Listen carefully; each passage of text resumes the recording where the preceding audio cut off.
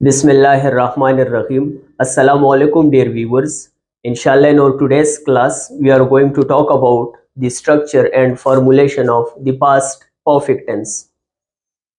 जब हम किसी भी टेंस की फॉर्मूलेशन या उसके स्ट्रक्चर की बात करते हैं तो नॉर्मली हमारा फोकस फॉर्म ऑफ वर्ब पर होता है और उसके साथ हेल्पिंग वर्ब पर होता है। पास्ट परफेक्ट टेंस में वर्ब की थर्ड फॉर्म यूज होती है जिसको इंग्लिश ग्रामर में past participle form of the verb भी कहा जाता है। और हेल्पिंग वर्ब टू हैव की एक फॉर्म इस्तेमाल होती है जो कि हेड है। तो हम पास्ट परफेक्ट टेंस में हेड के साथ वर्ब की थर्ड फॉर्म को यूज करेंगे। इसी के साथ साथ जितने भी सब्जेक्ट है तमाम सब्जेक्ट के साथ हेड का इस्तेमाल होगा और वो सब्जेक्ट आई हो, वी हो, यू हो, ही शी इट दे हो, सिंगुलर नाउन हो या प्लूरल नाउन हो, तमाम के साथ हेड का इस्तेमाल होगा और हेड के बाद वर्ब की थर्ड फॉर्म इस्तेमाल होगी। एक और अहम बात यह है कि पास्ट परफेक्ट टेंस को हम उन एक्टिविटीज को शो करने के लिए इस्तेमाल करते हैं जो एक्टिविटीज पास्ट में हुए थे और वो एक्टिविटीज तादाद में दो थी। तो अगर हम पास्ट में गुजरे हुए ज़माने में दो कामों का जिक्र करें और उन दो कामों में से एक काम पहले नंबर पर मुकम्मल हो चुका हो और उसके बाद दूसरा काम मुकम्मल हो चुका हो, तो पहले नंबर पर जो काम मुकम्मल हुआ है उसके लिए हम हेड और थर्ड फॉर्म को यूज़ करेंगे और दूसरे नंबर पर जो काम मुकम्मल हुआ है उसके लिए हम वर्ब की सेकंड फॉर्म यूज़ करते हैं जो कि बेसिकली पास्ट सिंपल टेंस है। तो नॉर्मली पास्ट परफेक्ट टेंस में हम पास्ट परफेक्ट टेंस को जो कि हेड और थर्ड फॉर्म है और पास्ट सिंपल टेंस को जो कि वर्ब की सेकंड फॉर्म है दोनों को कंबाइन करके यूज करते हैं। अगर हमें फॉर्मेटिव सेंटेंस के स्ट्रक्चर की बात करें तो सबसे पहले सब्जेक्ट आएगा, उसके बाद हेल्पिंग वर्ब आएगा और फिर वर्ब की थर्ड फॉर्म आएगी और ये स्ट्रक्चर उस काम के लिए इस्तेमाल होगा बेसिकली जो काम पहले नंबर पर मुकम्मल हुआ है। उसके बाद हमारे साथ कुछ वर्ड्स आते हैं जिस तरह बिफोर, व्हेन और आफ्टर, जो ये शो करता है कि कोई काम या पहले हुआ है या उसके बाद हुआ है या हम कोई और रिलेशन एस्टेब्लिश करना चाहे सेंटेंस में। उसके बाद वो काम हम मेंशन करेंगे जो दूसरे नंबर पर मुकम्मल हुआ है। तो उसके लिए पहले सब्जेक्ट आएगा, फिर वर्ब की सेकंड फॉर्म, अगर ऑब्जेक्ट हो तो वो आएगा और फाइनली हम लगाएंगे फुल स्टॉप और अ पीरियड।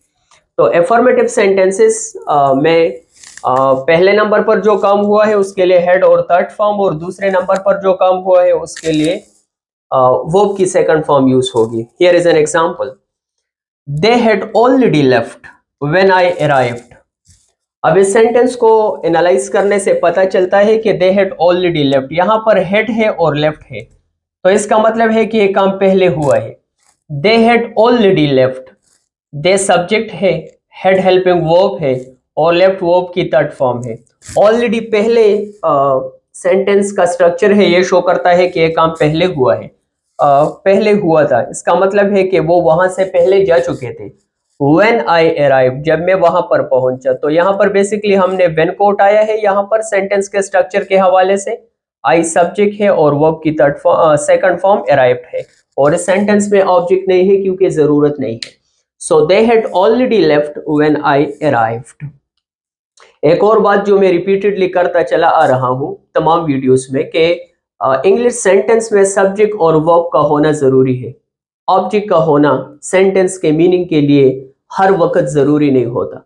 हमारे पास बाज वर्ब्स ऐसे हैं जिनको बेसिकली इंट्रांजिटिव वर्ब्स कहा जाता है और उन वर्ब्स के मीनिंग कंप्लीशन के लिए किसी भी ऑब्जेक्ट की जरूरत नहीं होती। तो इसी वजह से हर एक सेंटेंस में ऑब्जेक्ट का होना लाजिमी नहीं है लेकिन सब्जेक्ट और वर्ब का होना लाजिमी है।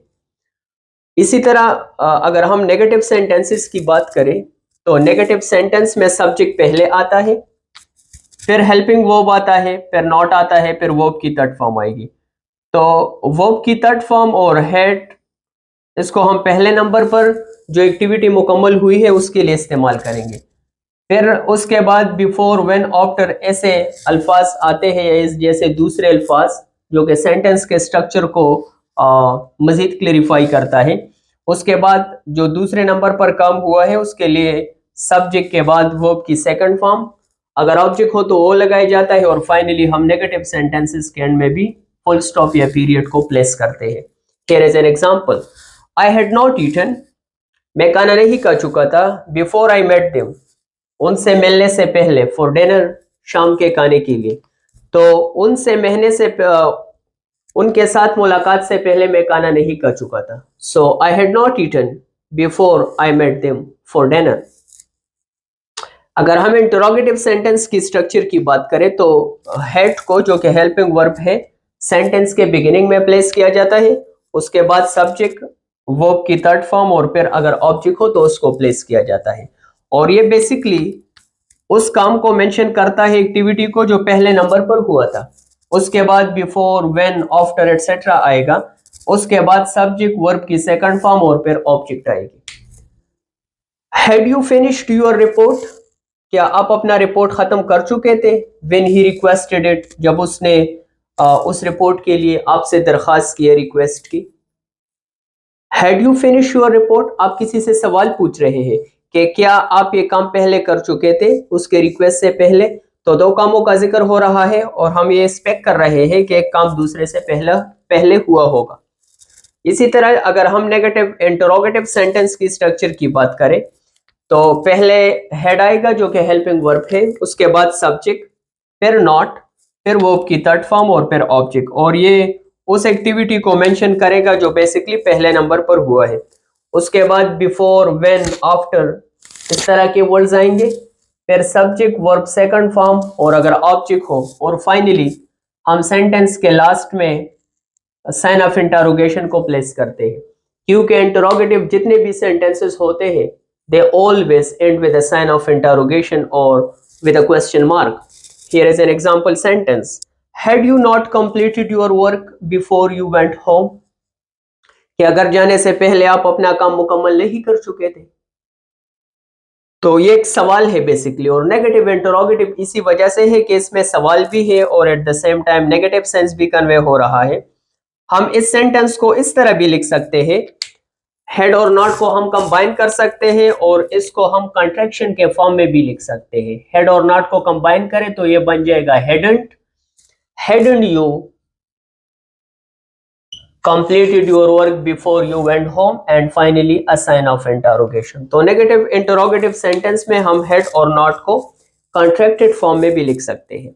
इसी तरह अगर हम WH स्ट्रक्चर या WH क्वेश्चंस के स्ट्रक्चर की बात करें, ऐसे तमाम सेंटेंसेस जो WH वर्ड से शुरू होते हैं, for example what, why, where, when, etcetera.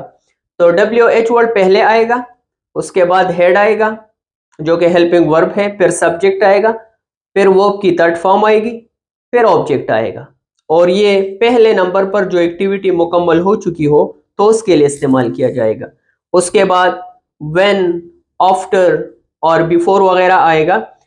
फिर दूसरे नंबर पर जो एक्टिविटी हुई थी वो आएगी, सब्जेक्ट के बाद वर्ब की सेकंड फॉर्म, अगर ऑब्जेक्ट हो तो उसको लगाया जाएगा।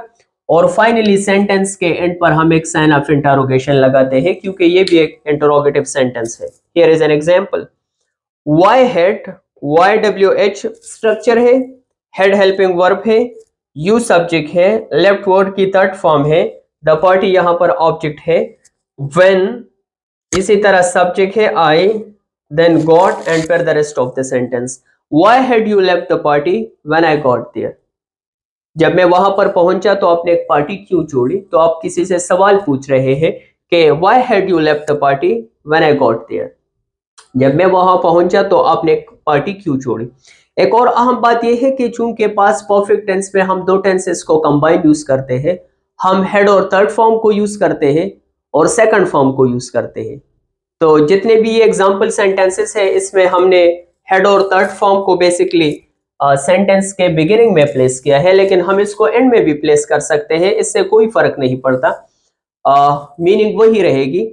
अगर हम फॉर एग्जाम्पल इसको पहले प्लेस करें, व्हेन आई अराइव्ड, फिर हम कॉमा लगाएंगे, दे हैड ऑलरेडी लेफ्ट, तो सेंटेंस का सेंस वही है, क्योंकि हेड और थर्ड फॉर्म ये शो करता है कि एक्टिविटी पहली हुई थी और सेकंड फॉर्म ये शो करता है कि एक्टिविटी बाद में हुई थी। तो इसको हम इस तरह भी लिख सकते हैं, when I arrived they had already left. तो हम दोनों क्लासेस को इंटरचेंज कर सकते हैं, एक दूसरे की जगह ले सकती है। फिर सेंटेंस का स्ट्रक्चर इस तरह आएगा कि हमने व्हेन, बिफोर या आफ्टर को पहले लगाएंगे, उसके बाद सब्जेक्ट, फिर वर्ब की सेकंड फॉर्म, फिर सब्जेक्ट, फिर हेड, फिर वर्ब की थर्ड फॉर्म, एटसेट्रा। तो इसको हम इंटरचेंज कर सकते हैं।